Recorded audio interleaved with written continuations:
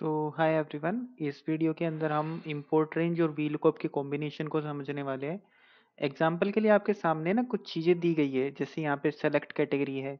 इसमें मैंने तीन ही कैटेगरी डाली है, आप मल्टीपल कैटेगरीज भी डाल सकते हो। और यहाँ पे कुछ प्रोडक्ट्स के नाम है बेसिकली।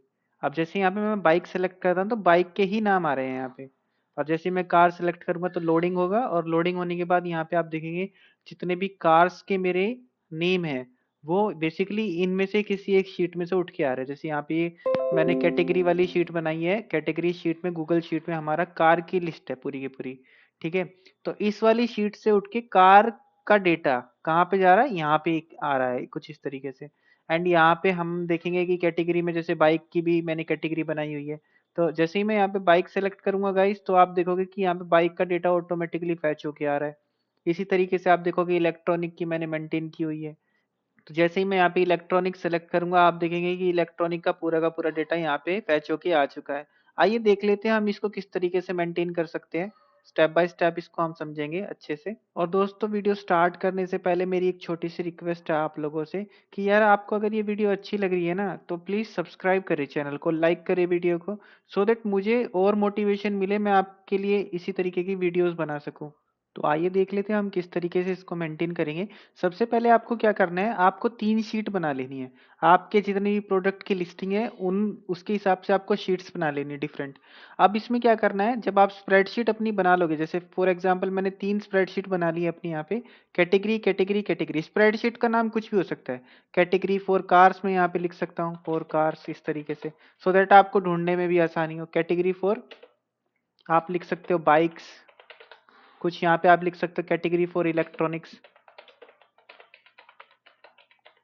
बस आपको एक चीज का जो ध्यान रखना है वो ये ध्यान रखना है कि आप जो शीट का नाम देंगे वो तीनों स्प्रेडशीट के अंदर सेम होना चाहिए। For example category for cars के अंदर मेरी शीट का जो नाम है वो डेटा है। इसी तरीके से कैटेगरी फॉर बाइक्स है, इसके अंदर मेरा जो डेटा का नाम है वो डेटा है बेसिकली, है ना, जो शीट का नाम है।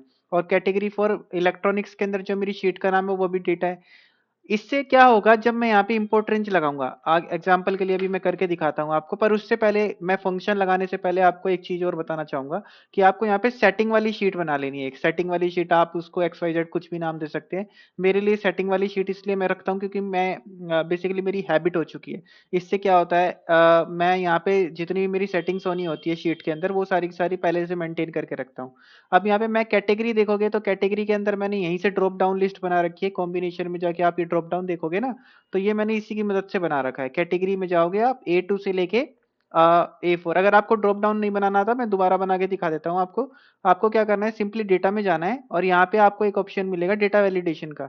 और यहाँ पे मैं इसको डिलीट कर देता हूँ फिलहाल के लिए। ऐड रूल पे आप जाना और यहाँ पे drop down from A range ले लेना।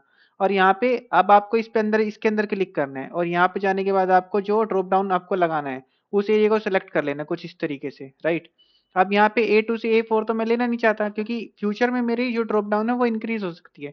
क्या पता मैं यहाँ पे कल को फ्रूट्स की कैटेगरी बनाना चाहूँ। ओके, मैं यहाँ पे दबा दूंगा, सिंपली यहाँ पे डन पे क्लिक करूंगा। अब क्या होगा, यहाँ पे मेरी ड्रॉप डाउन बन चुकी है। अब आपको हर एक कैटेगरी के सामने उस शीट का लिंक पेस्ट कर देना है जो आपने बनाई है, अभी मेंटेन की है। एग्जाम्पल है, कैटेगरी फॉर कार्स के लिए मैंने शीट मेंटेन की है ये वाली। तो ये लिंक आपको यहाँ से पेस्ट कॉपी करके सिंपली यहाँ पे क्या करना है, पेस्ट कर देना है। ओके, अब हम यहाँ पे सिंपली कॉम्बिनेशन वाली शीट में जाएंगे और यहाँ पे हम क्या करेंगे, फंक्शन लगाएंगे कौन सा, इंपोर्ट रेंज का।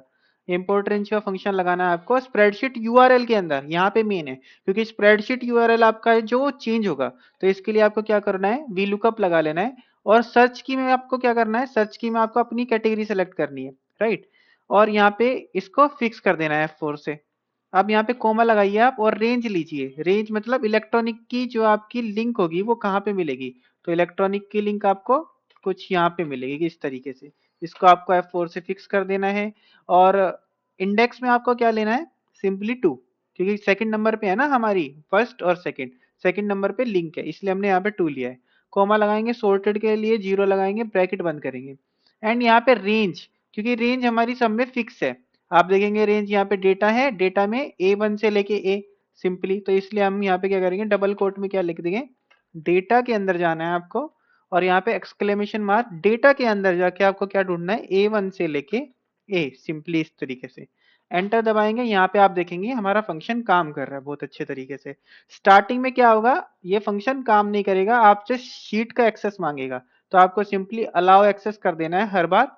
बाइक के केस में आप देखेंगे, बाइक के केस में अलग से डिटेल से वो फैच होके आ रही है, इलेक्ट्रॉनिक्स के केस में अलग से डिटेल फैच होके आ रही है।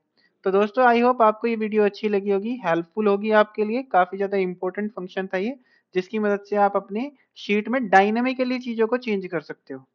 Thank you for watching everyone.